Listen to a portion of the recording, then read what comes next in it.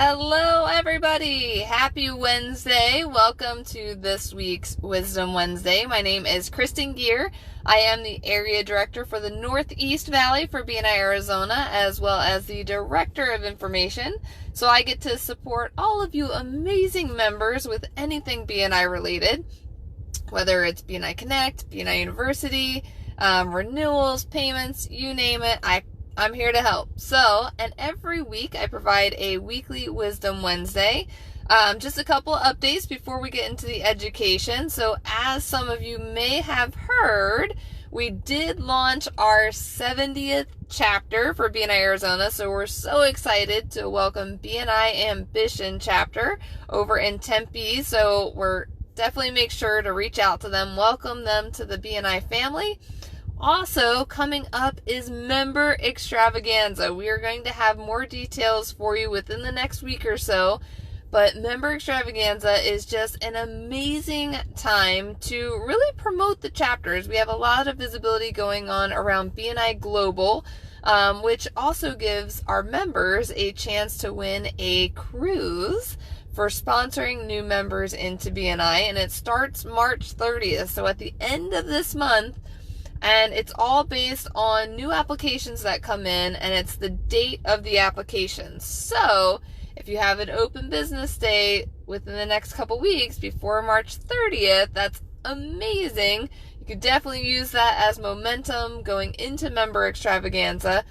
But for the new members, for Member Extravaganza, it's all based on the application date, and it has to fall in between the Member Extravaganza dates. But we'll get you guys more details coming up on everything fun and exciting around Member Extravaganza. We have some super fun things in store for you guys this year. But today's education, it's all about one-to-ones. We love them, right? So one-to-ones are the meetings where we get to meet with another member on a one-to-one or group basis and really get to know each other on a personal, professional level, and being able to strategically partner with each other on and brainstorm on how to find business for one another. There's been some misconceptions about what a one-to-one is, so I want to make sure that we are clear on what a one-to-one is and some of the strategies behind it of what we can use during those one-to-ones to really boost those referrals and boost those relationships. So I don't know if many of you know this, but we have amazing information in our in-person member success program training. And so I have the manual here now. Now this is going to be backwards, so you probably will not be able to read most of this because of the video, but I will send this out if you message below and want the pages from this manual on what to do in a one-to-one.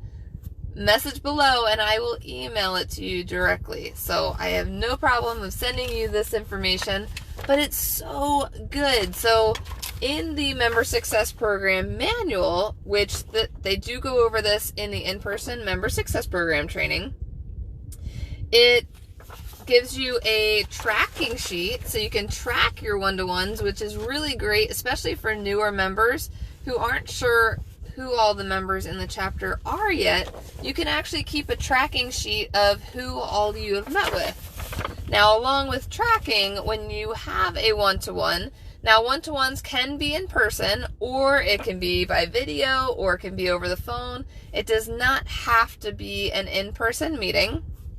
But you want to make sure you bring the right tools to the one-to-one to really make your time effective.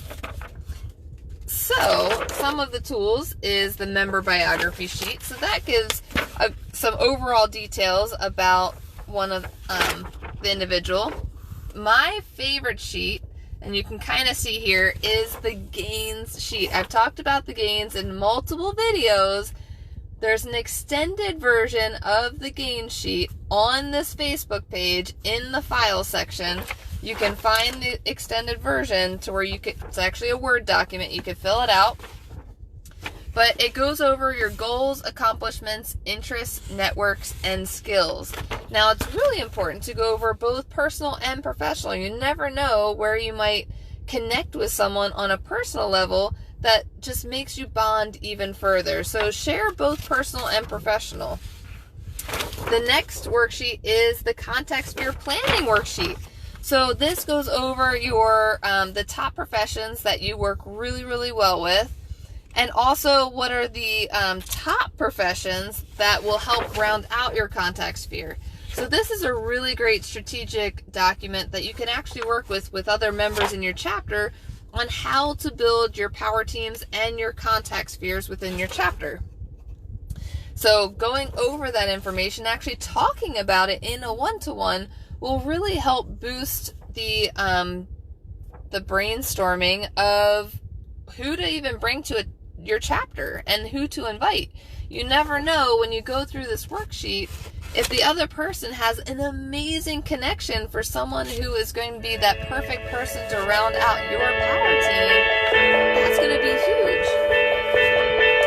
The next is your previous 10 clients. So going over your previous 10 clients or customers, figuring out where they came from, what else did you do for them, and are these your average clients? So really strategically putting together, like, what are your favorite clients to work with? And the more we can educate each other on those specific details, the more we're going to actually receive referrals for clients that we love to work with, right? And also, it goes over what other referral sources are amazing, what are good referrals, what are bad referrals. It's so important to share with each other what bad referrals are for you, especially if you've received referrals that you're like, it's not the best referral. The more we can educate on what those bad referrals are, the more we will receive less of them if people know that they are a bad referral. So make sure to educate each other on that. Another great tool, and this is how to schedule a one-to-one, especially for brand new members, making sure to set a time and date, make sure to prepare all your worksheets. You could even send all of the worksheets to the other member ahead of time. That way they can review them before the one-to-one. I love printing my gain sheet out and giving it to the other member in the one-to-one. That way they have something to take with them. Members have sent it to me electronically as well, but I'm the type of person that loves that paper. Bring the worksheets and then meet with your one-to-one partner. And the biggest thing on this in the planning sheet is number 6, which says commit and agree on goals. So actually putting together short-term, long-term goals for each other, inviting prospects that are out of that top 3 contact spheres, and then set up another one-to-one. So I always suggest setting up multiple one-to-ones with one person, because on average they could last about an hour in length. And the really true focus is if you focus on one member first, figure all of that details out first, and then set up a follow-up one-to-one so that way you can learn about the other person. We're always so quick to learn about each other in one-to-one, but to be strategic and to really get to dive into all of these amazing worksheets, schedule one-to-one with one person and then set up an additional meeting so that way you can learn about the other person. So that way you can really dive deep into all the information about each other. Now, you guys, so I have seen some submissions of people submitting things that are not a true one-to-one. So let me just get you the information here. So let's say, for example, I'm walking through the store and I see a member in my chapter and I'm like, hey, how's it going? And we pass by in the store. Does that count as a one-to-one? No, it does not count as a one-to-one. If you do not have a meaningful conversation about business and strategic partnering, if you just say hi passing by in a store, or if you see them at a networking event and you don't have really in-depth conversation with them, that does not count as a one-to-one. Here's another example. When you are at a chapter event and you have, let's say, for example, you have 10 members at this chapter event. Now, do you submit a one-to-one for every member that was there? No. So, here's the key for that, guys. I would either submit one-to-one for the person that you connected with the most at that event, or you can have the vice president, you can make a list for all the members that attended that event and have the vice president input one-to-one for each of those members that attended the event. It's super, super simple to update the PALMS report with entering in those one-to-ones for the events, but it only counts as one-to-one for the events. So let me take, for example, another way that you can record big grouped events. So let's say you have a power team meeting, and the power team meeting has 8 different members in the power team meeting. Are you going to submit a one-to-one with every member of the power team? No, it does not count as 8 one-to-ones. What you will want to do, and so that way you don't have to always submit it over to the vice president, what I always suggest is submit the one-to-one for the person sitting to the left of you or to the right of you. So yes, technically it would count as 2 because it's going to come all the way back around, but it does not count as 8 one-to-ones. Those numbers are much, much better than recording 8 one-to-ones for one power team meeting. Okay, guys? So let me repeat. For events, you're not going to record a one-to-one for every member that attended the events. It only counts as one-to-one for events. But power team meetings, my suggestion is to record the one-to-one for the person next to you, so that way you can get all of that recorded as you're sitting in your power team meeting.